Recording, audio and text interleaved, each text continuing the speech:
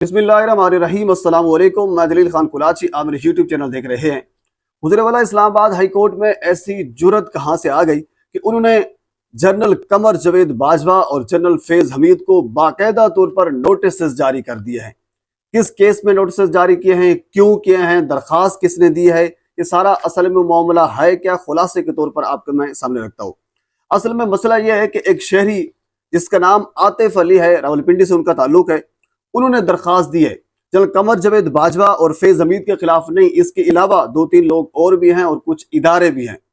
इनके खिलाफ उन्होंने बेसिकली दरखास्त ये दी है कि इन्होंने रिटायरमेंट के बाद मुख्तलिफ वाकयात को गलत अंदाज में पेश किया, जिसके बाद या जिसकी वजह से इदारे की साख्त मजरूह हुई, इदारे को नुकसान पहुंचा। यानी कमर जावेद बाजवा ने जो रिटायरमेंट के बाद किया या फिर जनरल फैज ने रिटायरमेंट के बाद जो किया, उसकी वजह से इदारे को काफी नुकसान पहुंचा, तो लिहाजा इनके खिलाफ कार्रवाई की जाए।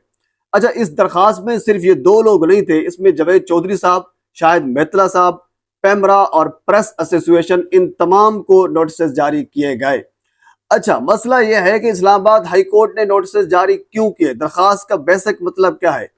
उन्होंने दरखास्त में यह लिखा है कि FIA को हुक्म दिया जाए कि इनके खिलाफ कार्रवाई की जाए, क्योंकि इन्होंने इदारे की साख्त को नुकसान पहुंचाया है, तो आप FIA को हुक्म दें। इस्लामाबाद हाई कोर्ट को यह कहा है।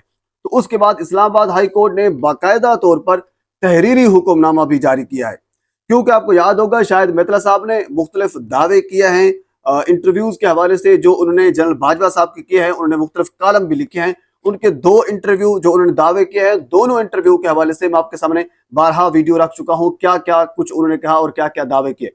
और इसी तरह जावेद चौधरी साहब ने भी एक दावा किया था, कॉलम लिखा था, तो इसी वजह से उन्होंने जावेद चौधरी, शाहिद मेतला को भी साथ नामजद किया है उस दरखास्त में। अच्छा, अब सवाल ये पैदा होता है कि इस्लामाबाद हाई कोर्ट में ऐसी जुर्रत कहां से आ गई कि वो एक साबिक आर्मी चीफ को और साबिक DGC और DGI को बुलाकर उनसे पूछ सके या उनके खिलाफ कार्रवाई का हुक्म दे सके। ये ऐसी जुर्रत जस्टिस आमिर फरूक में कैसे आ गई है। वैसे सीधी सी बात है, अक्ल तस्लीम इस चीज को नहीं करता। अब इसके ऊपर मुख्तलिफ लोग मुख्तलिफ बातें कर रहे हैं। कुछ दिन पहले आपको याद होगा नवाज शरीफ साहब ने यह कहा था कि जनरल बाजवा और जनरल फैज का एहतसाब होगा, एहतसाब करना चाहिए। और उसके बाद फिर इदारे का रिएक्शन भी आया था कि हम ये बर्दाश्त नहीं करते, क्योंकि मैं बजाते खुद ये समझता हूं कि जो इदारा है वो अपने अंदर एक एहतसाब का सिस्टम रखता है और उस चीज के ऊपर बिलीव करता है।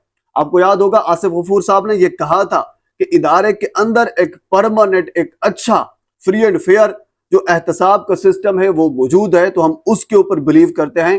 कोर्ट मार्शल भी होता है, सजा भी होती है, यानी जो हिसाब किताब होता है वो इदारे के अंदर होता है। किसी आर्मी चीफ का, किसी DGI का, DGC का बाहर की अदालतों में या बाहर जाकर कोई सिविलियन ये कहे कि इनके खिलाफ कार्रवाई की जाए, इनके ऊपर सजाएं लगनी चाहिए वगैरह वगैरह, तो इदारे को ये अच्छा नहीं लगता। ये मेरी परसेप्शन है, क्योंकि इदारा ये समझता है कि हमारे अपने अंदर एहतसाब का एक सिस्टम मौजूद है। जब इदारे के अंदर एक एहतसाब का सिस्टम मौजूद है, अगर ये लोग रिटायरमेंट के बाद कुछ गलत बयान दे भी रहे हैं, जिसकी शवाहिद के लिए शायद मेतला साहब दे चुके हैं, सबूत दे चुके हैं, फिर जावेद चौधरी साहब दे चुके हैं, तो फिर इदारा इनके खिलाफ कार्रवाई करता। इदारे ने कार्रवाई नहीं की। एक सिविलियन आतिफ अली, एक आम शहरी जिसका ताल्लुक रावलपिंडी से, वो दरखास्त देता है और उस आम शख्स की दरखास्त पर साबिक आर्मी चीफ और साबिक DGI और DGC को बुलाकर उनसे पूछा जाता है या फिर कार्रवाई का अमल शुरू किया जाता है। जस्टिस आमिर फरूक साहब में ऐसी हिम्मत कहां से आ गई।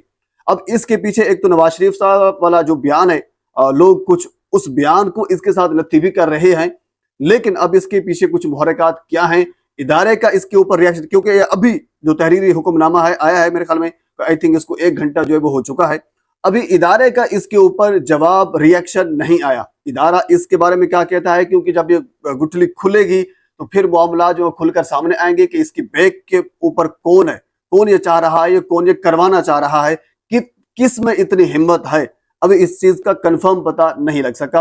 तो आने वाले मेरे ख्याल में कुछ दिनों में, कुछ दिनों नहीं बल्कि कुछ घंटों आप कह ले तो बेहतर होगा, ये सारी चीजें खुलकर सामने आ जाएंगी। मजीद इस हवाले से जो कुछ भी मेरे तक पहुंचेगा बर वक्त आप तक पहुंचाने की कोशिश करूंगा। एक मरतबा फिर आपसे गुजारिश है, मेरे चैनल को सब्सक्राइब कर दें ताकि आने वाले हर इंफॉर्मेटिव वीडियो आप तक पहुंच सके। अल्लाह हाफिज।